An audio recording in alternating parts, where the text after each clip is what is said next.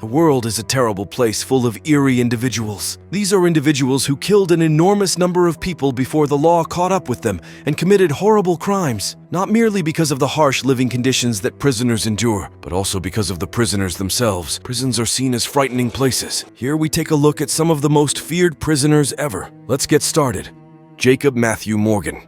We will be talking about the horrific case of Jacob Matthew Morgan, a 17-year-old who shocked the nation by receiving a 15-year jail sentence for lighting a fire that killed his own half-brother, a toddler. The story began well in advance of that tragic March 2015 day. The 17-year-old autistic child, Jacob Matthew Morgan, had always shown an interest in fire. His unusual interest was known to acquaintances and close friends. While Jacob's parents supported him and insisted he was innocent, detectives started assembling the pieces. They learned that there had been prior fire incidences that were cause for alarm. Desperate to get their troubled son help, Jacob's parents looked for counseling and therapy, but no matter how hard they tried, they could not stop the impending disaster. The mood in the Morgan home was strained on that fateful day. For a brief moment, Jacob's parents had left him alone with Joshua, his toddler half-brother. It was at this point that the fire started and the home went up in flames. The blowing smoke alerted the neighbors, who raced to the site and made a valiant effort to save the family that was trapped inside. While they battled the raging inferno, firefighters arrived quickly, but little Joshua was already dead. His innocent life had been taken by the fire. There was no denying the signs the fire had been started on purpose. The startling reality was that, in a fire, Jacob Matthew Morgan had killed his own younger brother.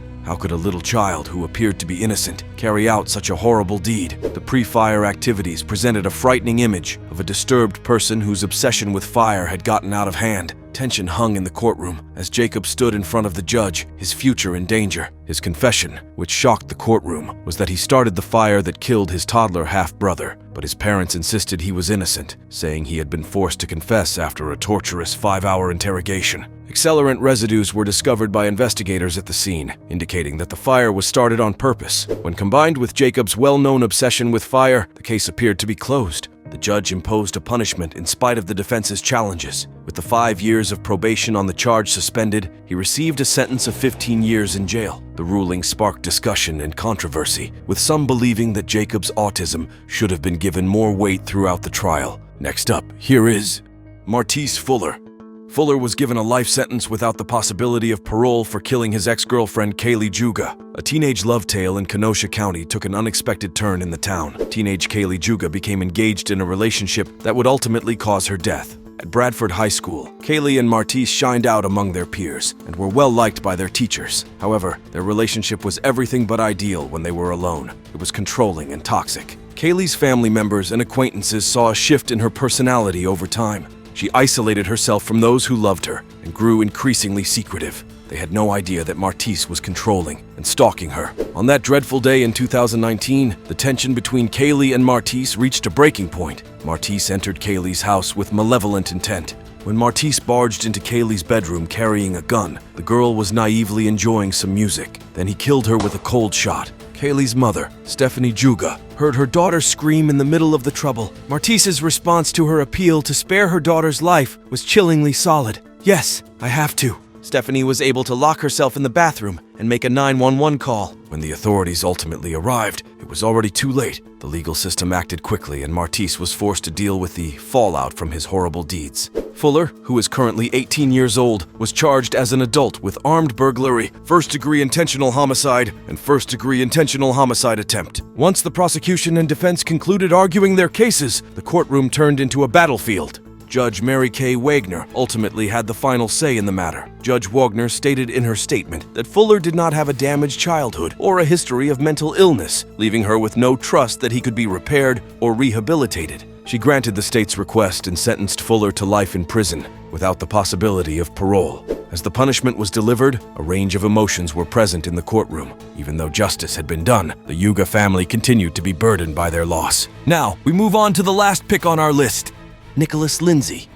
A teenager from Florida did the unimaginable and killed a police officer. Though it appeared to be an ordinary day in St. Petersburg, Florida, nobody realized that the city would soon experience a profound change. A call regarding a suspicious individual was made to the St. Petersburg Police Department on February 21, 2011, in the area of Tropicana Field. Devoted police officer David Crawford was sent to look into the matter. Officer Crawford looked around him as he got out of his car, trying to find any indications of the strange person. He had no idea that danger was waiting for him right around the corner. There he was, Nicholas Lindsay, problematic 16-year-old who has a history of nonviolent offenses. When Officer Crawford noticed Lindsay, who seemed to be acting suspiciously, his sense of duty took control. The policeman walked slowly up to Lindsay, and there was a noticeable tension in the air. The quiet night was broken by the sound of gunfire reverberating through the streets. Officer Crawford and Lindsay got into a fatal fight, and anger broke out. While performing the duties, a law enforcement officer had been brutally attacked. That was the night of February 22, 2011, the day the manhunt was ultimately over. The main suspect in the killing of Officer Crawford, 16-year-old Nicholas Lindsay, was captured by the police with the help of community tips. The neighborhood was shocked by Officer David Crawford's passing. The nation was enthralled with the trial of Nicholas Lindsay, the 16-year-old who stands accused of killing Officer David Crawford, as the community awaited justice for the cop. Nicholas Lindsay's fate was going to be decided by a high-stakes legal struggle that took place in the courtroom.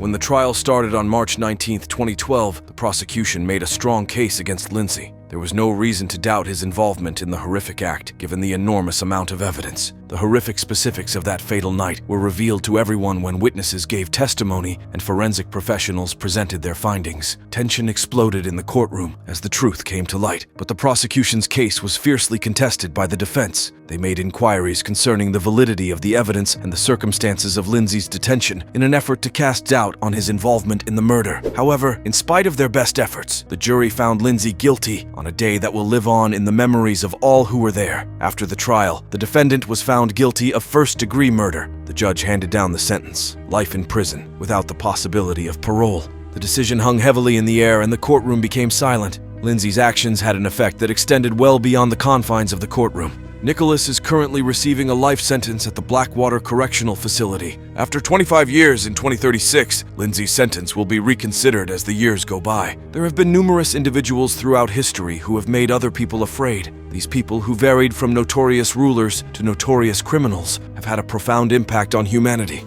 Our thoughts and prayers go out to those involved. We hope you enjoyed our true crime overview of He is the Most Feared Teen in Prison. Be sure to be a True Crime subscriber and hit the bell icon to never miss another true crime video.